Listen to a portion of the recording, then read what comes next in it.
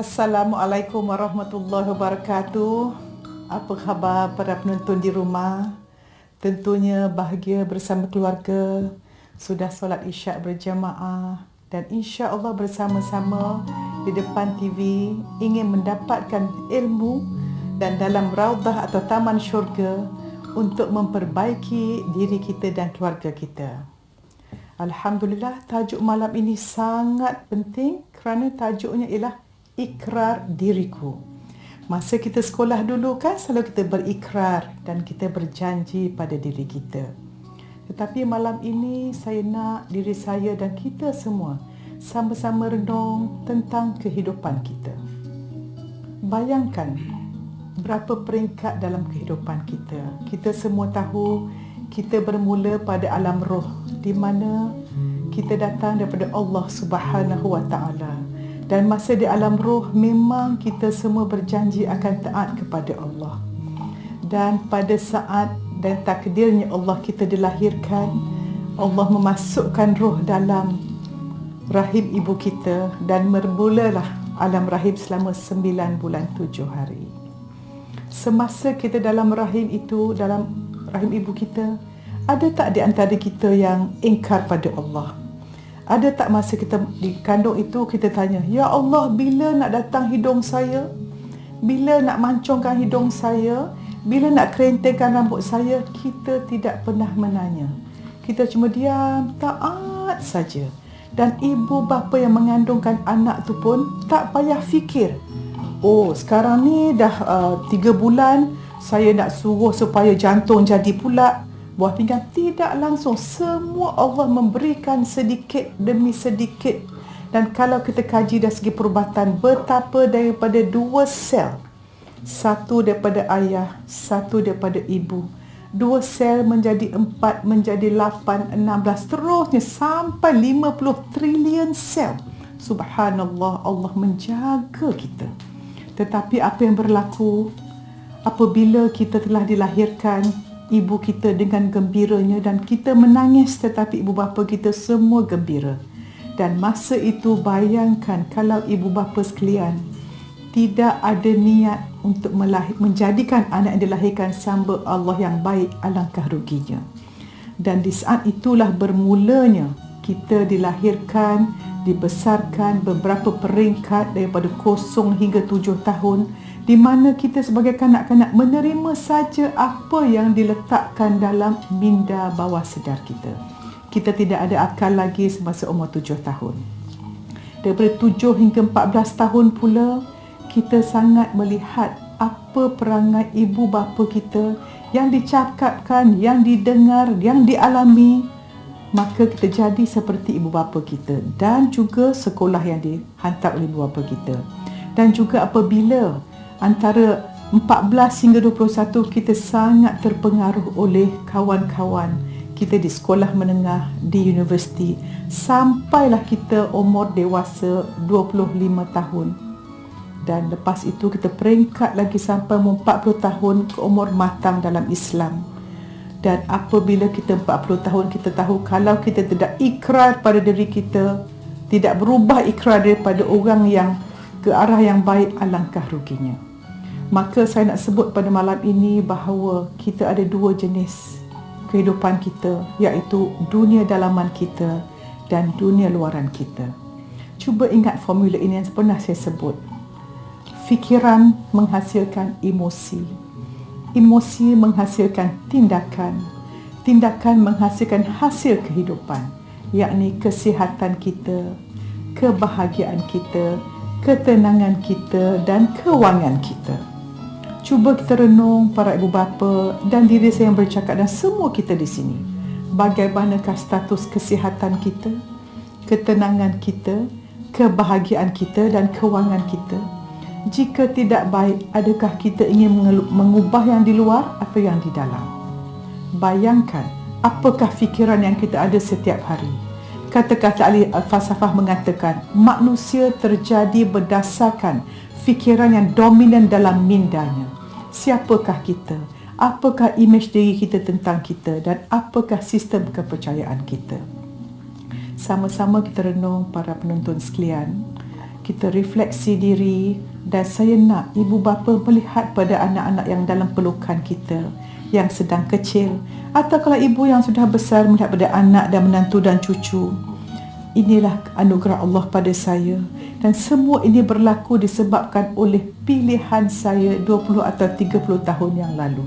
Sebab malam ini saya benar-benar ingin kita belajar membuat ikrar pada diri sendiri untuk mengubah atau meneruskan atau memperbaiki lagi kehidupan kita. Sebab orang yang paling bijak ialah orang yang sentiasa memperbaiki diri, melihat diri dan mengambil tanggungjawab ke atas diri. Saya sangat-sangat ingin supaya kita semua faham bahawa apa yang kita fikir bergantung pada sistem nilai dan sistem akidah kita. Sebab itu pada malam Jumaat yang mulia ini, kita sebagai seorang Islam, jika kita tidak punya akidah yang betul, tak sempurna ibadah kita dan tidak lembut akhlak kita, tentu sekali kita tidak bahagia dan membahagiakan. Para penonton sekalian, saya harap kita semua kalau boleh tentukan, kita lihat pada anak-anak kita dan masing-masing menulis dalam kertas yang ada depan kita semua hasil kehidupan kita dan niat untuk mengubah. Dan kita tahu kalau siapa yang tak sempat menonton, ya, saya tahu dekat Facebook saya banyak orang kata, Prof, saya bekerja. Boleh tonton seperti tonton.com. Dan bagi penonton di rumah yang ingin belajar sekali lagi apa yang kita akan kupas pada malam ini, jangan lupa pergi pada tonton.com. Para penonton sekalian, cuba para suami lihatlah pada isteri. Bayangkan kalau kita sudah kahwin 20 tahun. 20 tahun yang lalu kita pernah mengambil seorang gadis daripada rumah mak ayah yang dibelai dari kecil, dan apa yang telah kita lakukan pada isteri kita. Sudahkah kita menjadi imam yang baik? Kita imamkan solat, kita tentukan isteri kita tutup aurat, kita niat membawa isteri kita dan anak-anak kita ke syurga. Jika tidak, alangkah ruginya. Ya, baiklah, kita akan berhenti sebentar, di mana saya akan ada 3 tetamu yang sangat istimewa dengan kisah hidup berbeza dan ikrar hidup berbeza, dan kita lihat bagaimana ketiga-tiga tetamu saya ini apabila mengubah fikiran mereka, kehidupan juga ikut berubah. Sama-sama, jangan ke mana-mana, kita jumpa lagi. Assalamualaikum.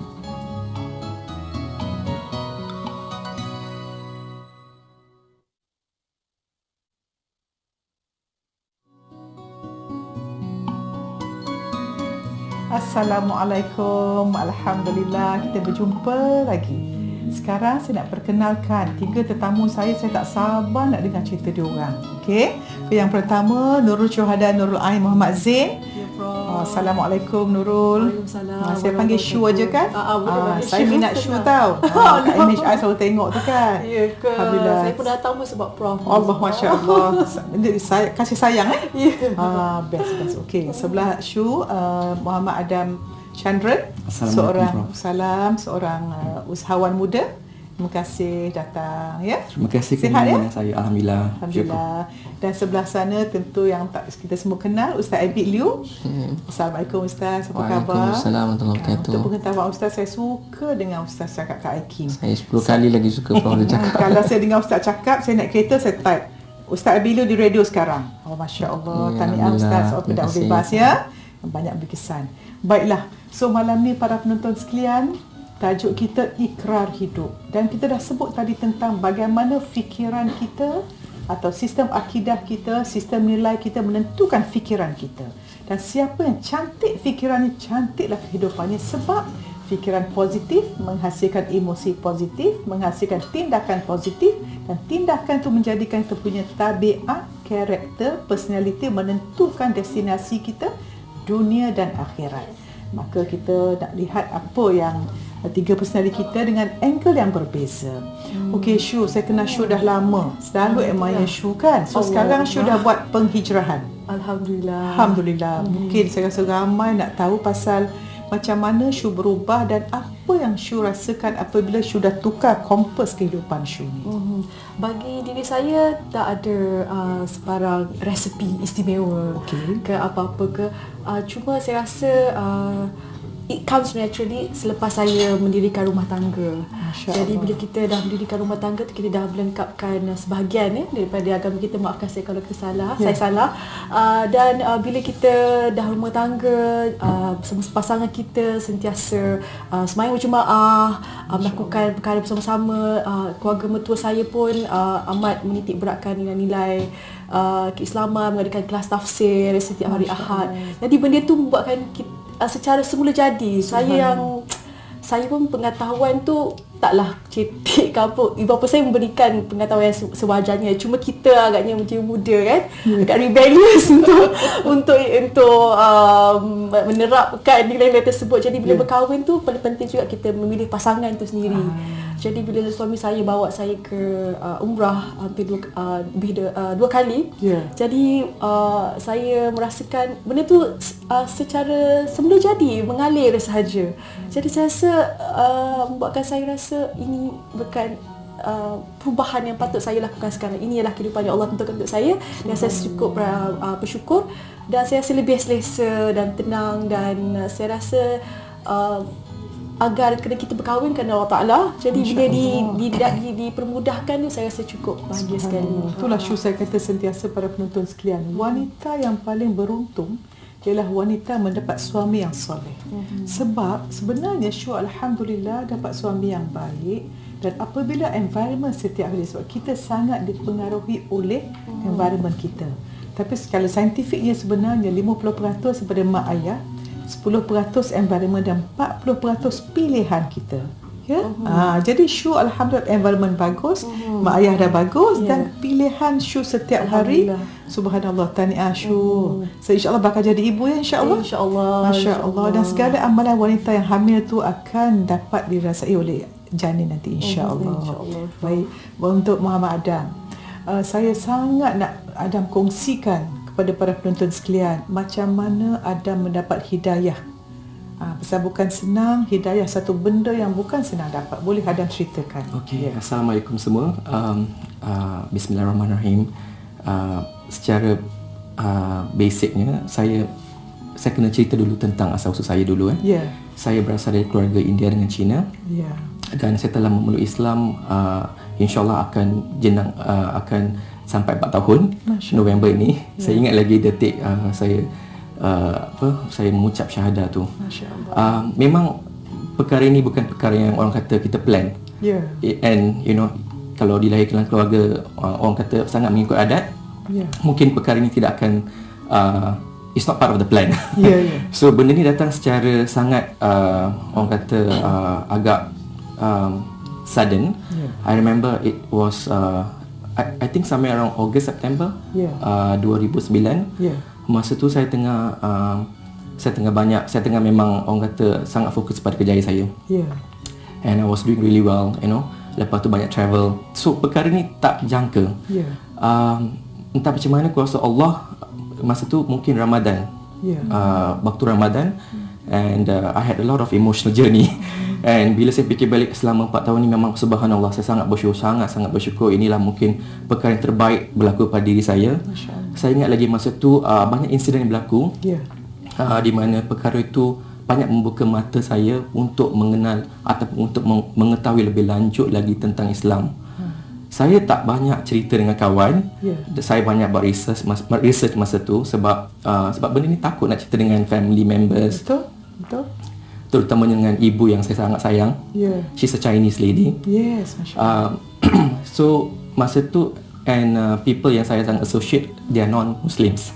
And Chinese, Indian, Caucasians, So ada banyak kawan Islam lah. Tak ada kawan ramai orang Melayu, tetapi tidak pernah dibincang tentang agama Islam. Memang cuma setakat kawan saja. So masa tu saya ingat lagi, saya banyak dapat kesedaran melalui, contohnya kalau saya memandu kereta kan, tiba-tiba tukar stesen, terdengar doa taubat. Saya pun mula memahami kenapa nak nangis, kenapa nak tu. So it was very logical and not emotional at all, not at all. And then lepas tu ada sekali tu saya ingin ke ingin ke kedai buku ingat lagi kat Mid Valley. Saya setiap tahun akan membawa anak-anak buah saya untuk membeli buku as part of tax exemption. Semasa nak ke sudut revision, saya melalui kawasan Islamiah punya tu, and then Prophet in Islam. Masya Allah. Saya cuma membaca. Saya sangat terkejut masa tu. I didn't know that Jesus is part of Islam. Mother Mary is part of Islam. So benda tu banyak membuka curiosity saya untuk mendalami, untuk memahami dengan lebih lanjut. Dan dengan lebih lanjut saya memahami agama Islam, lebih tertarik saya untuk memahami lagi. Jadi saya banyak buat research kat internet, and subhanallah memang banyak sangat sumber-sumber yang sangat sahih, you know. So apakah satu point yang betul-betul buat Adam decide? Sebab saya ingat lagi kenapa mereka ini semua di part of Islam. So benda tu curiosity. Tetapi saya tidak membuat apa-apa sebab saya rasa macam logik, tapi saya tidak ada keberanian untuk melangkah lebih jauh. Jadi saya shut off the idea of even wanted to embrace. Tapi dengan kuasa Allah, ada sekali tu saya dengan secara tak sedar saya macam bangun tu saya macam menangis. Tapi bila saya fikir balik, saya bermimpi, saya dalam keadaan pakaian baju berjubah, and in a very spacious punya white environment, tengah bersujud. And I was crying. So bila saya bangun, saya nampak air ke dekat muka saya. Masa tu saya betul-betul sangat confident. I just spoke to one of my best friend, and he just asked me to cakap syahadah over the phone, and I kept quiet. Lepas tu saya banyak mendalami lah. Saya takut cerita dengan siapa-siapa. Saya baca Al-Fatihah, saya memorize, saya solat. Lepas mungkin seminggu dua baru saya pergi ke badan berkuasa untuk secara formalnya. Masya Allah. Okey, bagus ya. Jadi Ustaz Abid, lepas dengar kisah Adam macam mana kisah Ustaz pula, dan kita pun nak tahu juga macam mana Ustaz.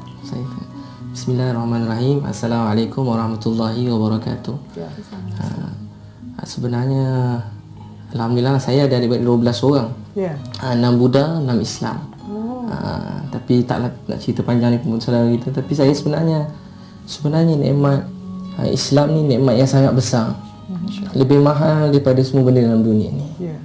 Sebenarnya dalam satu orang bila dia ada Islam, ada iman, walaupun paling kecil iman tu Allah bagi syurga 10 kali dunia.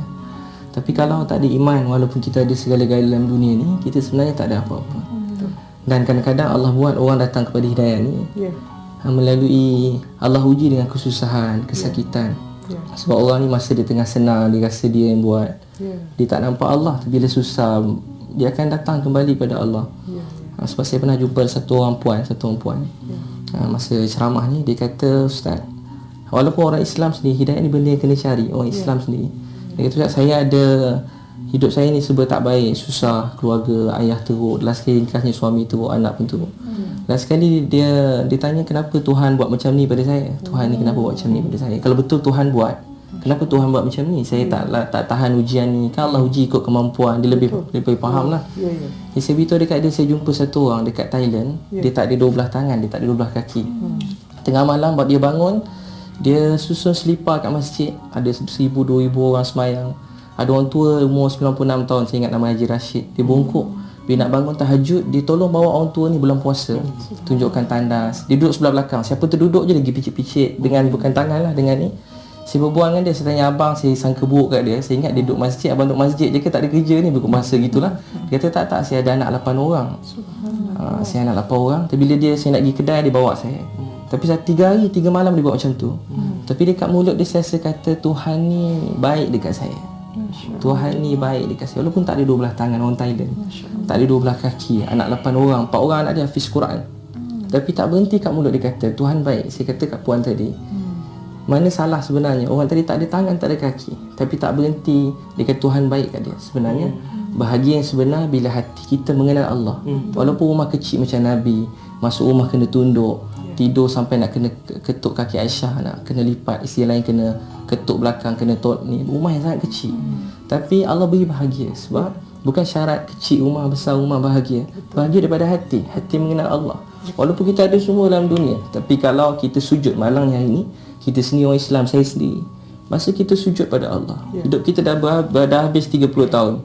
Tapi sampai hari ini, bila kita sujud, kita masih belum dapat ingat Allah. Kalau hari ini kita tak ingat Allah, bila lagi?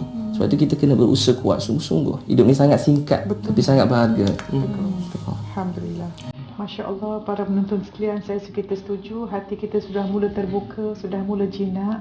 Apa kata sama renung diri, bercakap dengan keluarga yang sebelah tu, apa perubahan kita nak buat. Kita rehat sebentar, kita jumpa lagi. Assalamualaikum.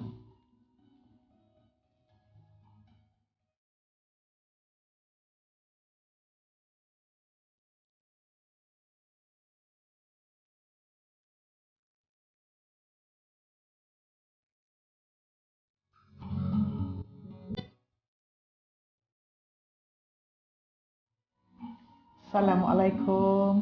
Jumpa lagi. Harap kita semua dah makin lunak, lembut hati nak menerima ilmu yang baik. Jadi Ustaz, saya nak tanya, macam segmen pertama tadi saya cakap bagaimana sistem akidah kita mempengaruhi fikiran, emosi, tindakan dan hasil kehidupan. Dari segi perspektif, selepas Ustaz dah menjalani kehidupan jadi pendakwah, macam mana aplikasi apa yang saya cakap ni Ustaz? Ustaz nampak? Abu Talib sendiri, Abu Talib kan? Talib, kita biasa dengar kisah Abu Talib. Walaupun nama Abu Talib bapa kepada keinginan. Talib tu kehendak, keinginan. Nabi selalu dakwah Abu Talib sampai Abu Talib nak meninggal. Nabi duduk depan pintu. Abu Jahal yang lain ni dia tutup supaya Nabi jangan masuk. Daripada jauh Nabi dalam keadaan sayang kat Abu Talib. Dia kata, wahai pakcikku, ucapkanlah kalimah ini, nescaya kamu selamat. Abu Talib masa tu dia kata, wahai Rasulullah, dia sayang kat Nabi. Daripada kecil sayang kat Nabi. Kalau boleh aku nak gembirakan hati kamu, dan supaya kamu ucapkan, supaya aku ucap kalimah ni. Dia Abu Bakar, Umar pun kata, kalau daripada ayahku masuk Islam, aku ingin supaya Abu Talib masuk Islam. Dia tahu keinginan kehendak Nabi nak Abu Talib dapat Islam. Tapi Abu Talib kata, untuk gembirakan hati kamu, aku akan masuk Islam. Tapi mengenangkan nanti apa orang kata pada aku. Jadi sebenarnya kenapa Abu Talib tak datang pada Islam? Kerana hati dia tak ada kehendak. Kenapa tak ada kehendak? Macam Prof selalu ceritakan kat mana-mana. Saya pun pernah ikut kelas Prof. Maksudnya dia bermula daripada fikiran. Bila dia fikir, dia tak fikir. Sebab tu Nabi kata orang paling bijak, orang paling banyak ingat mati dan buat persiapan untuk mati. Jadi orang ingat mati, dia akan rindu kepada akhirat. Maksudnya Allah bagi kita berfikir. Sebab tu untuk masuk Islam pun dia datang dengan berfikir. Allah Maha Adil. Setiap orang ni Allah, bila Allah turun Quran, turun Nabi, sebenarnya Allah telah amkan hidayat. Hidayat tu telah am. Semua orang, siapa nak hidayat dia akan dapat. Bergantung kepada usaha sendiri. Macam dunia kita faham, kena usaha. Jadi kalau orang fikir dia risau tinggi macam satu air masa bujang-bujang kita tidur bujang, atap bocor, kita lari belah sana. Air paip bocor, pindah belah sana. Kalau boleh mengelak, tak nak repair paip. Tapi bila kita dah berkeluarga, lelaki lah perempuan. Bila dah berkeluarga, kita nampak air basah sikit, kita risau, takut anak jatuh, takut isteri jatuh. Kita berlari, kita tolong, apa-apa sikit kita rasa. Lampu padam, biasa kita tidur je. Tapi bila berkeluarga, kita risau, tak boleh duduk diam. Jadi Nabi SAW risau kepada iman dan hidayat ni begitu besar, sehingga begitu tinggi kerisauan Nabi pada umat, untuk manusia, untuk kita lah orang. Sehingga Nabi dia berusaha siang dan malam. Jadi sebenarnya dia bermula dengan kerisauan pada agama. Sebab tu Nabi kata, sesaat fikir agama, 70 tahun ibadat. Kita kena gunakan fikir kita ni untuk kebaikan. Fikir untuk kebaikan. Fikir kebaikan. Suatu orang kawan saya, dia dekat Turki, dekat masjid. Dia seorang-seorang je dia buat. Dia duduk seorang-seorang, sembahyang seorang-seorang. Masjid tu dah tak ada orang sembahyang. Kisah sama sekarang. Last sekali kerana dia terlalu risau, walaupun nampak macam tak berapa sihat. Malam-malam dia doa menangis-nangis. Guling-guling menangis kalau kita kan, sampai dah letih. Sebenarnya bukan berguling apa, sampai letih. Orang dulu berguling sebab sedih. Dia sampai letih dah doa tu. Lama, panjang doa. Lepas subuh dia ambil kopiah ni, dia letak 3 tempat. Dia letak, dia cakap seorang-seorang. Dia pandang, dia kata, macam mana kita nak ajak orang pergi masjid? Dulu Turki kuat dengan Islam, sekarang tak ada apa cadangan kamu. Dia cakap seorang-seorang. Hari ni kerana kerisauan itu Allah buat, dan usaha dan doa dia, kasih sayang dia, sehingga ramai orang datang makmurkan masjid. Jadi kerisauan apa yang kita nak dalam hidup kita. Kadang-kadang ada orang, keluarga saya begini, dia cerita pada kita keluarga begini. Tapi sebenarnya Allah nak tengok apa usaha kita, apa kita nak dalam hidup. Kita pun tak pasti apa yang kita nak. Sebab tu anak, isteri, keluarga kita, mereka pun tak pasti apa mereka nak. Kita, apa yang kita nak bergantung pada apa yang kita selalu fikir, kita lihat, kita dengar. Sebab tu dengan mengumpat, dosa sama macam mengumpat. Walaupun tak setuju mengumpat tu, tapi kita duduk situ dengan mengumpat, dosa tak kurang. Kita kata masuk sini, keluar sini. Tak, dia tetap beri kesan ke hati. Jadi dia apa yang kita fikir, dengar, lihat beri kesan pada hati dan kehidupan kita gitu. Terima kasih Ustaz. So Shu pula saya nak tanya, saya suka konsep Dr. Mata kan, kaca mata kehidupan. So Shu perasan tak bila Shu tu ubah cara Shu melihat sesuatu, apa yang Shu lihat tu berubah? Sebab bagi diri saya setuju dengan apa Ustaz cakap tadi. Hidayah tu ada setengah orang kata tunggu seru dan tunggu apa-apalah. Betul. Yang sepatutnya. Jadi bagi saya memang kena usaha. Kena, bila kita dah berusaha tu kita membuat pelbagai rujukan. Jadi ia secara tak langsung mengubah cara pemikiran kita. Bila mengubah cara pemikiran kita, terus mengubah cara hati kita dalam hati kita dan juga terus personality kita. Dia terus nampak. Terutamanya dalam kita bertutur, dalam berpakaian. Sebab benda ni bagi saya dia secara beransur-ansur. Betul. Kalau nak secara mendadak tu tak tahulah, ini saya sendiri saya buat secara perlahan-lahan tapi istiqamah. Betul. Sedikit-sedikit sebab saya yakin macam nak melakukan perkara contohnya macam melakukan solat tahajud lah contohnya kan. Ada orang buat 2 3 4 5 2 3 4 6 2 4 6 macam tu kan. Bagi saya mula-mula saya buat 2 dulu. Ke buat 4 sebab at least sejadikan Ramadan itu permulaan. Jadi bila saya rasa perubahan yang sedikit demi sedikit dengan apa yang saya lakukan tu, bila dari semasa ke semasa kita belajar berfikir sendiri dan kita boleh merubah kehidupan kita.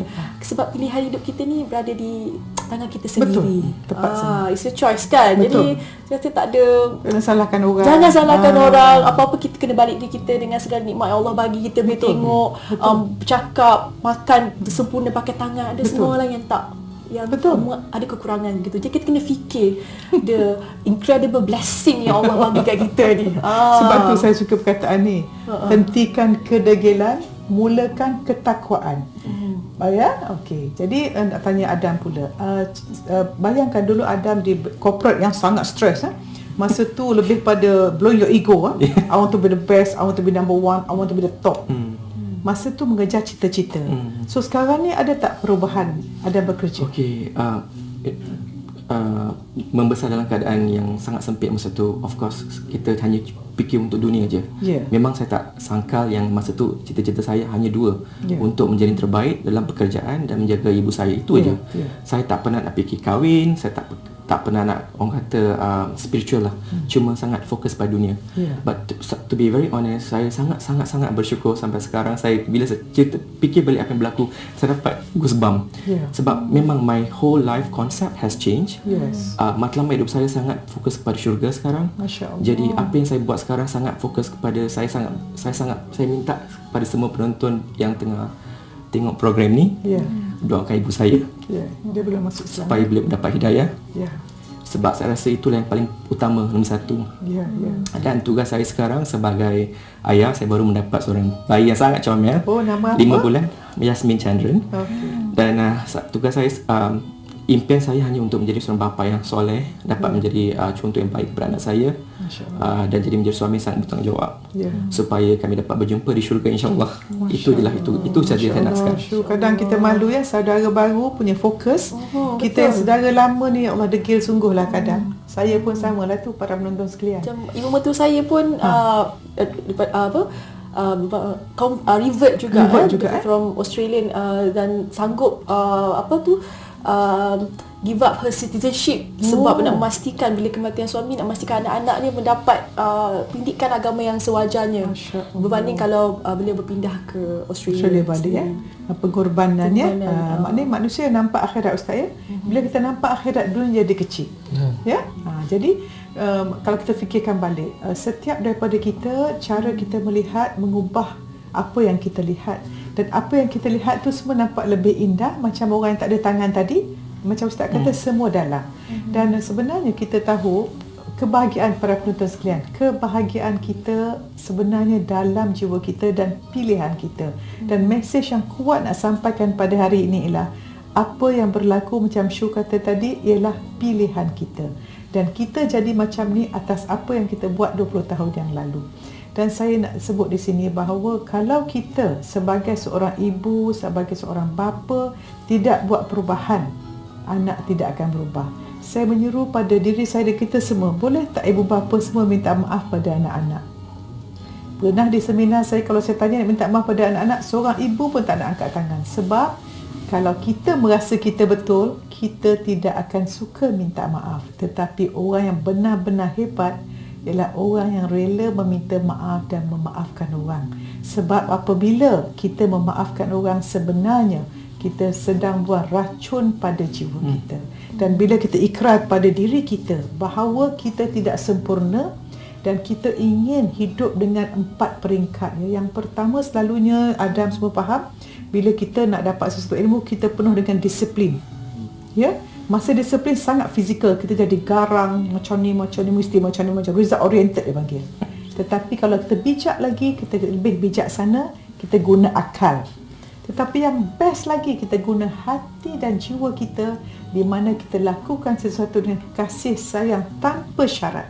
Maknanya kita sayang pada semua orang, tak kira orang tu bagus ke orang tu baik, kita sangat lembut.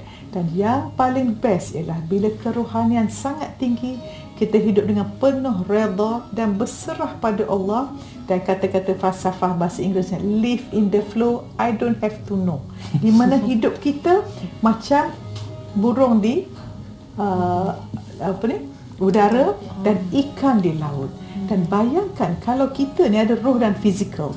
Burung itu ialah roh, fizikal itu ialah sangka. Kita nak tahu, burung bawa sangka atau sangka penjarakan burung itu. Sebab banyak daripada kita tidak bahagia sebab kita terperangkap oleh minda kita yang sangat negatif, sangkaan yang sangat buruk. Dan kalau boleh ibu bapa sekalian, lihat pada anak-anak, minta maaf. Tentu sekali ibu bapa yang minta maaf pada anak-anak, anak-anak akan berubah. Syu pernah tak minta maaf? Ataupun dengar kawan-kawan Syu yang mak ayah dia minta maaf pada anak dia, Syu? Pernah dengar? Tak ada. Ada? Pernah? Ada. Ustaz pernah dengar ibu bapa minta maaf? Ya? Jarang. Jarang. Sebab selalunya kita ibu bapa merasakan kita saja yang betul. Tapi saya kata macam ni lah, orang yang ibu bapa bermasalah melahirkan anak bermasalah. Sebab anak kita remaja bermasalah bukan macam Mr. Bean, pum jatuh. Jadi tak, kita yang melahirkan dia, kita mengandungkan dia. Dan yakinlah pada penonton di rumah, setiap kali kita mengandung, apa yang kita fikirkan, apa kita rasa, apa kita buat menghasilkan hormon-hormon yang menentukan bagaimana tumbesaran setiap sel dalam janin kita. So Syu berpeluang sangat besar. Syu dah dapat awareness sebab kualiti kehidupan kita, Syu, Adam dan Ustaz Abilio, kualiti kehidupan kita bergantung pada tahap kesedaran kita. Kalau kita kesedaran rendah, maka yang kita nampak tak best. Contohnya, kalau kita seorang macam saya, doktor mata, tengok mata orang, saya nampak banyak. Tapi kalau orang dia tak tahu mata, nampak itu saja. Begitu juga orang IT.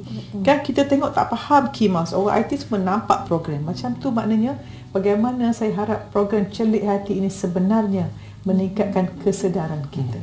So nak tanya Adam, banyak tak cabaran sebagai seorang yang baru masuk Islam? Banyak. Sangat banyak. Macam mana Adam atasinya? Saya rasa pertamanya sebab mungkin bila saya dah dapat Ida tu, saya sangat confident. Saya sangat yakin dengan agama ni, sangat yakin. So siapa nak cakap apa, saya tak kisah. Jadi masa tu saya cuma risau satu aja, mak saya takut disedihkan. So itu emotional challenges lah. Tapi nak cakap tentang masyarakat tu, memang pandangan serong tu mungkin ada banyak, tapi kita kena yakin dengan apa yang kita buat. So Adam berpeluang pergi ke Mekah ke? Masa saya bermimpi tu, saya ingat masa tu mungkin tu Mekah. Jadi the first thing I do after mungkin 3 atau 4 bulan macam tu, saya terus menjak kaki ke tanah suci. Subhanallah, saya takkan lupa pengalaman pertama pergi seorang. Jadi saya berikrar dengan keluarga saya, terutamanya isteri saya, saya akan cuba pergi setahun sekali untuk menyucikan diri. Sebab memang banyak cabaran dunia ni. Macam Prof cakap tadi, memang kita susah bila kita hidup sebagai manusia ni, susah nak bukan kata susah lah, memang ada cabaran di mana dunia tetap dunia. Jadi macam mana kita nak dapat atasi ataupun kena ada balance. Untuk akhirat, saya anggap itu sebagai satu cara saya untuk penyucian jiwa. Bila saya pergi sana, saya memang lupa segala-galanya. Saya cuma ingat nak bangun bertahajud ataupun gambar Adam ni bersama isteri. Di Mekah. Mendekatkan diri dengan Allah. Memang sangat berbeza. Memang sangat berbeza berada di sana dan juga berada di sini. Ya, Masya Allah. So Ustaz, macam mana ya bila kita kadang kita macam saya lah, show kita malu ya, orang saudara baru ni kuat sangat ni, kita yang take for granted ya. Jadi Ustaz mungkin boleh beri nasihat macam mana kita nak kuatkan keagamaan kita, Ustaz. Saya pun lemah juga ni, Prof. Oh, Ustaz. Tapi beginilah untuk saya dan kita semualah sama-sama. Sebenarnya Nabi SAW telah, bila sahabat-sahabat masuk Islam, antara yang Nabi buat ada 4 perkara ni supaya iman, agama kita terjaga. Pertama, sentiasa kita usaha orang Islam ni, setiap orang kena jadi da'i, setiap orang kena jadi pendakwah. Ini yang dah hilang hari ni. Kedua, setiap orang Islam kena menuntut ilmu. Ketiga, kena sentiasa buat ibadat, tingkatkan ibadat. Keempat, sentiasa berkhidmat pada orang masyarakat, berkasih sayang, dakwah, taklim, ibadat, khidmat, 4 perkara ni. Jadi sebab tu Nabi SAW sendiri masa khutbah wida, Nabi masa beri khutbah yang kita biasa dengar banyak ni, bila Nabi berdiri, antara perkataan Nabi ialah yang saya selalu, ustaz-ustaz saya selalu ulang, pernah seorang ustaz saya ulang sambil berhenti dia menangis. Kita pun tak faham kenapa dia menangis. Saya lama nak kena fikir baru boleh. Tapi mungkin dia orang baik-baik kan. Apa dia kata, Nabi bertanya pada sahabat, adakah aku telah menyampaikan agama ini? Wahai sahabatku, kamu akan ditanya mengenai diri aku. Lebih kurang maksudnya, adakah aku telah menyampaikan agama ini? Sedangkan Nabi lahir bapa tak ada, lahir mak 6 tahun, mak Nabi dah tak ada. Habis keluarga Nabi semua dikorbankan. Nabi pernah di offer gunung-gunung jadi emas. Nabi bukan perlu usaha, Nabi cuma kata ya, Allah jadikan Nabi orang paling kaya. Tapi kata Aisyah, kami bukan sebulan, 2 bulan, 3 bulan, dapur tak ada apa makanan, makan kurma dengan air. Saya pernah ceramah leadership, satu orang bangun, satu orang Chinese, dia tanya saya, puan, saya nak tanya ustaz saya cerita pasal Nabi lapar, cerita sepemimpin, tapi kenapa Nabi lapar dan kenapa Nabi lapar, kenapa Nabi susah? Saya kata dekat ni, sesungguhnya puan ada anak, ada pernah anak sakit, selera makan, mak selera makan, anak sakit tak selera. Mak selera makan kalau anak tak balik, zaman sekarang banyak anak tak nak balik rumah, lari. Mak selera, mana ada mak selera? Mak mana, saya pernah jalan baru ni, saya jumpa satu orang makcik, tengah saya berhenti, dia jalan duduk, saya tengok makcik tengah hujan lebat, saya bersalah, saya undur. Yalah zaman sekarang saya bagi dia naik. Umur makcik tu dah dekat 60 lebih. Dia jalan 20 km. 20 km berjalan pada hospital. Dia kata dia ada RM2, RM1 bayar hospital, nak ambil ubat untuk anak dia. Anak dia penagih. 20 km, saya kata hantar makcik. Jadi saya tak ada mak tak sayang anak. Saya kata Nabi sayang kita lebih pada mak sayangkan kita. Nabi menangis untuk kita lebih pada mak kita menangis untuk kita. Nabi hilang semua, ada anak 4 orang, anak dara Nabi ni 3 orang, anak Nabi meninggal, diceraikan depan Nabi, ditombak, Zainab kena tombak, gugur. Anak Nabi sakit susah demi kita. Tapi Nabi masih bertanya, adakah aku telah sampai ke agama ini? Hari ni kita tengok kereta, kalau kita parking kereta kat luar, orang calar, kita berlari. Rumah saya, anak saya orang marah, orang nak kita orang tolak ke kita. Anak saya, keluarga saya, kereta saya, pejabat saya, orang anaknya. Tapi tak ada siapa nak kata, ni agama saya. Ada 7 bilion manusia hari ni. Zaman Nabi, Abu Bakar, Umar, 2/3 dunia telah Islam.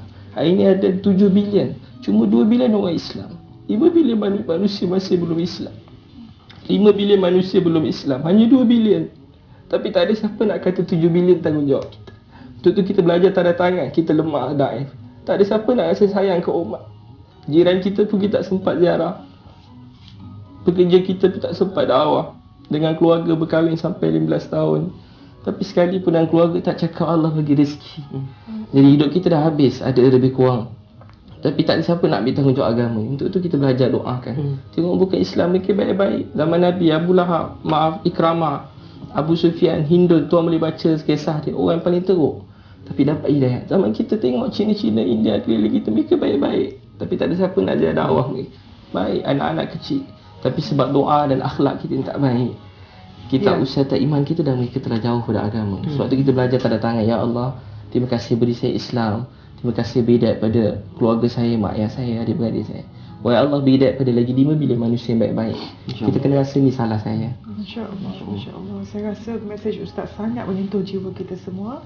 Apa kata para penonton sekalian, renung berapa orang daripada kita cuba dakwah pada sahabat kita yang bukan Islam. Sama-sama kita jumpa sebentar lagi. Berat sebentar.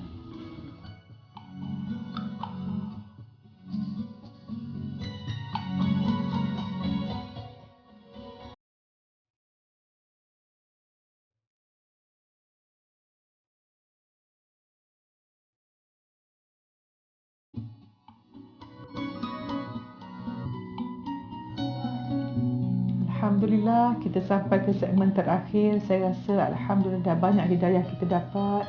Semoga Allah taufik kepada kita untuk merubah diri kita. Jadi kita nak kongsi daripada tetamu kita sedikit tips ataupun pesanan sebab mereka mempunyai perjalanan yang berbeza dan tentunya menyentuh orang yang berbeza. Bagi Syu pula orang muda, remaja ya, yang dalam selebriti dan sebagainya. Tak apa, tadi Syu kata segan nak cakap. Tapi kalau Syu nak cakap pada kawan-kawan, macam mana Syu untuk berubah? Saya rasa kelebihannya adalah kita dalam kelompok yang sama. Jadi mungkin kita bercakap pun dalam gaya bahasa yang sama. Jadi itu mungkin satu kelebihan bagi saya. Tapi pada masa yang sama, nak mengubah seseorang ni memerlukan satu, bukan kerja yang senang lah bagi diri saya. Sebenarnya kita tak boleh ubah orang. Tak boleh nak ubah orang. Dia hidayah Allah, bila Ustaz kata. Tapi Syu kita niat dari da'i. Semua orang mesti dakwah. Ya, semua orang sebab sebab saya pernah buat program da'i. Sebab jadi sebab dia banyak kita semua dalam community ni adalah da'i. Betul. Da'i dan da'iyah. Jadi kita pula kepada kita sendiri untuk melakukan sedikit meski itu dah saya cuba lakukan. So Syu punya show pun dah berubah ke arah tu best kan? Lain rasanya. Ada makna kehidupan. Saudara Adam pula. Cuma saya nak katakan di sini sebagai orang Islam yang baru memeluk Islam selama 4 tahun ni, insya-Allah 4 tahun ni, saya sangat-sangat yakin dan sangat-sangat percaya inilah agama yang sebetul-betulnya. Dan saya sangat bersyukur kita sebagai orang Islam sangat beruntung untuk menjadi orang Islam. Dan saya rasa agama ini sangat lengkap dari segi ekonomi, sosial, politik dan macam-macam lagi.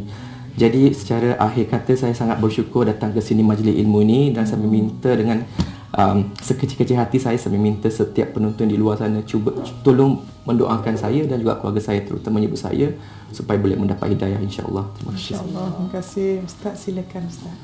Pernah sekali ceramah kat Sabah tu kan, 2,000 orang ramai-ramai. Biasa lepas ceramah dia orang menangis. Bila dia orang menangis, soalan dia sama macam Saudara Adam cakap. Apa dia orang menangis? Ustaz nak tanya juga, macam mana mak ayah kami mereka baik dan mereka dah meninggal tanpa Islam. Jadi kita yang Islam syukur pada Allah. Dan kita berusaha, Allah jangan kamu mati melainkan sebagai Islam. Nabi SAW masa wafat, Nabi sebut Ar-Rafiqil A'la. Nabi menyebut Tuhan yang lunak dan maha tinggi. Kata Aisyah, aku telah tahu Nabi memilih untuk jumpa Allah yang disayang dan tinggalkan kami semua. Kita semua akan tinggalkan dunia. Soalnya kalau kita mati sekarang, kau datanglah kau, tapi tak ada datang, kau datanglah malaikat tanya kita, dah sedia nak pergi ke belum? Kita gelak ketawa jalan sana sini pergi kerja. Kau ditanya nak pergi ke belum? Kalau saya belum jawab, kalau kita selagi Ustaz saya kata selagi kita kata belum, maknanya hati kita belum cinta pada Allah. Dah habis usia. Jadi kita nak belajar kembali pada Allah dengan betul-betul. Jadi benda serius, bukan gamble. Allah terima, saya terima, tak terima tak. Kita kena berusaha. Allah terima kita, keluarga kita, dan inilah jalan dia. Kita kena, walaupun kita selalu ceramah dengan ceramah begini, kita rasa biasa, tak ada apa-apa. Tapi benda ni sangat mahal, lebih mahal daripada nyawa kita. Sebab itu banyak orang kata I want to live life by design. Tetapi apa kata kita design kematian kita? Sebab kemuncak hidup kita adalah cara kita meninggalkan dunia ini. Dan kalau boleh, apa kata kita bayangkan besok hari terakhir hidup kita dan kita tulis apa kita nak buat kalau kita cuma ada 24 jam. Dan bila kita ada skrip tu, setiap hari jalanilah kehidupan macam kita rancang kita akan mati itu. Saya rasa kita dah sampai ke penghujung rancangan. Saya harap kalau boleh ingatkan 4 perkara tadi, di mana apa-apa kita buat, mulakan dengan disiplin, kebijaksanaan, progres kepada cinta, tak kasih sayang tanpa syarat, dan redha dan serah pada Allah atas segala kehidupan kita. Terima kasih kepada para hadirin. InsyaAllah semoga apa yang kita cakap ini memberatkan timbalan kita daripada mahsyar dan mendapatkan husnul khotimah, sebab apa yang kita buat tidak akan guna kalau tidak kerana Allah. Dan penonton di studio akan diberi buku tajaan, menerima tajaan dari buku PTS Media Sendirian Berhad, dan jangan lupa boleh tonton semula di tonton.com. Saya sudahi dengan wabillahi taufiq wa hidayah. Wassalamualaikum warahmatullahi wabarakatuh.